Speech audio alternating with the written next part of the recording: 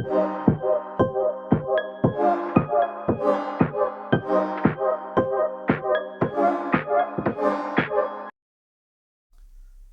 പുതിയൊരു വീഡിയോയിലേക്ക് അവർക്കും സ്വാഗതം. ഇന്ന് നാം സംസാരിക്കാൻ പോകുന്നത് NTA ഒഫീഷ്യൽ വെബ്സൈറ്റിലെ ഒരു പുതുതായിട്ട് റിസൾട്ട് പബ്ലിഷ് ചെയ്തിട്ടുണ്ട്. കഴിഞ്ഞ ദിവസം 18-ാം തീയതി സുപ്രീം കോടതി ആവശ്യപ്പെട്ട പ്രകാരം സ്റ്റേറ്റ് വൈസും സിറ്റി വൈസും സെൻറ്റർ വൈസുമായിട്ടുള്ള റിസൾട്ട് പബ്ലിഷ് ചെയ്തിട്ടുള്ളത്. ഓരോ സെൻറ്ററിലെയും അവിടെ വിദ്യാർത്ഥികളുടെ പേരുണ്ടാവില്ല, ജസ്റ്റ് അവരുടെ ഐഡൻറ്റിറ്റിയൊക്കെ മാസ്ക് ചെയ്തിട്ട് ജസ്റ്റ് മാർക്ക് മാത്രമുള്ളൊരു റിസൾട്ടാണ് പബ്ലിഷ് ചെയ്തിട്ടുള്ളത്. ഇത് കോടതി വിധി പ്രകാരമായിരുന്നു ഇങ്ങനെ ഒരു റിസൾട്ട് അവർ പബ്ലിഷ് ചെയ്തിട്ടുള്ളത്. 520 സിറ്റികളിലും 4720 സെൻറ്ററുകളുമായിട്ടുള്ള റിസൾട്ടാണ് അത് പബ്ലിഷ് ചെയ്തിട്ടുള്ളത്.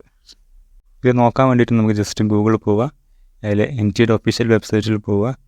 ഇവിടെ നമുക്ക് NEET UG 2024 result published city or centre wise എന്നുള്ള ഒരു ലിങ്ക് കാണാൻ പറ്റും. ജസ്റ്റ് അതിൽ ക്ലിക്ക് ചെയ്യുക.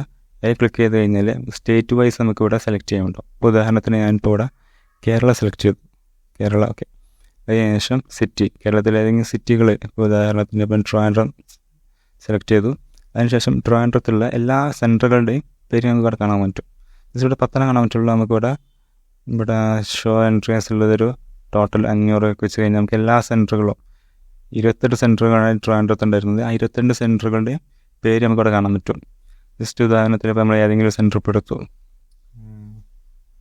ഉദാഹരണത്തിന് NSS പബ്ലിക് സ്കൂൾ, ജസ്റ്റ് അവിടെ ഡീറ്റെയിൽസ് അടിച്ച് കഴിഞ്ഞാൽ ആ സ്കൂളിൽ അന്ന് എഴുതിയിട്ടുള്ള എല്ലാ കുട്ടികളുടെയും റിസൾട്ട് ഇവിടെ കാണാൻ പറ്റും. ജസ്റ്റ് അവരുടെ പേരും കാര്യങ്ങളൊന്നുമില്ല, അവരുടെ മാർക്ക് മാത്രമേ ഉണ്ടാവുള്ളൂ. ഇതിൽ നോക്കുകയാണെന്നുണ്ടെങ്കിൽ തന്നെ 455 മാർക്ക് കിട്ടിയ കുട്ടിയുണ്ട്, 365 മാർക്ക്, പിന്നെ അടുത്ത 175 മാർക്ക്, 230 മാർക്ക്, -1 മാർക്ക് കിട്ടിയ കുട്ടികൾ. അപ്പം ആ സെൻറ്ററിൽ എഴുതിയ കുട്ടികളുടെ എല്ലാവരുടെയും മാർക്ക്, ജസ്റ്റ് അവരുടെ പേരും കാര്യങ്ങളൊന്നും ഉണ്ടാവില്ല, മാർക്ക് മാത്രമേ ഉണ്ടാവുള്ളൂ. ഇതുകൊണ്ട് ഇപ്പോൾ നമുക്ക് എന്താ ആവശ്യം എന്ന് വെച്ച് കഴിഞ്ഞാൽ പ്രത്യേകിച്ച് കാര്യമൊന്നുമില്ല. ജസ്റ്റ് ഇത് കോടതി NTA ആവശ്യപ്പെട്ടതായിരുന്നു.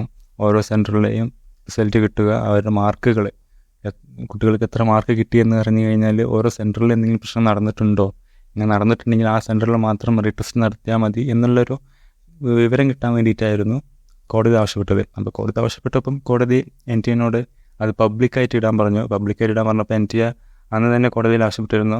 അതായത് ഇങ്ങനെ പബ്ലിക്കായിട്ട് ഇട്ടാൽ കുട്ടികളുടെ ഐഡൻറ്റിറ്റി വെളിപ്പെടുത്താൻ പറ്റില്ല പറഞ്ഞപ്പോൾ അപ്പം കോടതി ആവശ്യപ്പെട്ടായിരുന്നു ജസ്റ്റ് മാർക്ക് മാത്രം ഇട്ടാൽ മതി, അവരുടെ പേരോ കാര്യങ്ങളോ ഒന്നും പുറത്തു വരേണ്ട ആവശ്യമില്ല എന്നുള്ളതായിരുന്നു.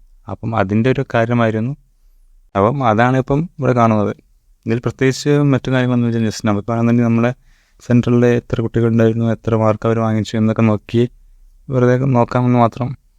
നീറ്റുമായി ബന്ധപ്പെട്ടോ കീമുമായി ബന്ധപ്പെട്ട് എന്തെങ്കിലും സംശയങ്ങളുണ്ടോയെന്നുണ്ടെങ്കിൽ നിങ്ങൾക്ക് ഇവിടെ കമൻറ്റിൽ ചോദിക്കാവുന്നതാണ്. അലോട്ട്മെൻറ്റുമായി ബന്ധപ്പെട്ട് എന്തെങ്കിലും സംശയമുണ്ടെങ്കിലും ചോദിക്കാം, എനിക്കറിയാവുന്നതാണെങ്കിൽ ഞാൻ പറഞ്ഞു തരാം. Thank you for watching. Subscribe ചെയ്യുക, ലൈക്ക് ചെയ്യുക.